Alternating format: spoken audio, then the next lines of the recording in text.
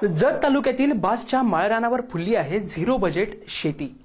बघूयात एसबीएन न्यूजचे प्रतिनिधी संजय गुरव यांचा हा स्पेशल रिपोर्ट।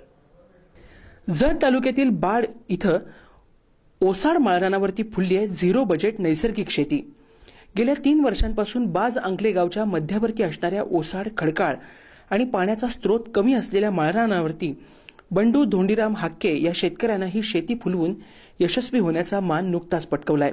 गेल्या 3 वर्षांपासून पद्मश्री सुभाष पाळेकर यांच्या मार्गदर्शनाखाली आणि मधुकर बापू पिसाळ यांच्या सहकार्याने हाक्के यांनी ही झिरो बजेट नैसर्गिक शेती फुलवण्यासाठी हा उपक्रम हाती घेतला। त्यांनी हा उपक्रम हाती घेतल्यानंतर गावातील तसेच शेजापाजारी रासायनिक शेती आणि भरमसाठ पाण्याचा अयोग्य वापर करणाऱ्या मंडळींनी याचा तिरस्कार केला। मात्र या उपक्रमात यश मिळाल्यानंतर बंडू हक्के यांच्या झिरो बजेट नैसर्गिक शेतीला पाहण्यासाठी आसपासच्या गावातील शेतकऱ्यांनी रांग लावलेली आहे।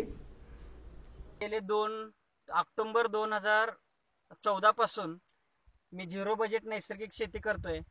माझ्याकडे ऊस आहे, डाळिंब आहे, कांदा आहे, बाजरी आहे, मक्का, शाळू अशी मी 8 ते 10 प्रकारची पिकं करतोय। ह्याचा फायदा असा आहे की हे अन्न हे जे या झिरो बजेट नैसर्गिक शेतीतनं पिकतंय ते पूर्ण विषमुक्त पिकतंय।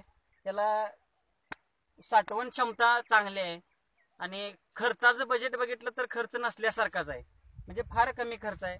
कोणतीही निविष्ठा विकत आणण्यासाठी बाजारात कोणतेही रासायनिक दुकानात जावं लागत नाही।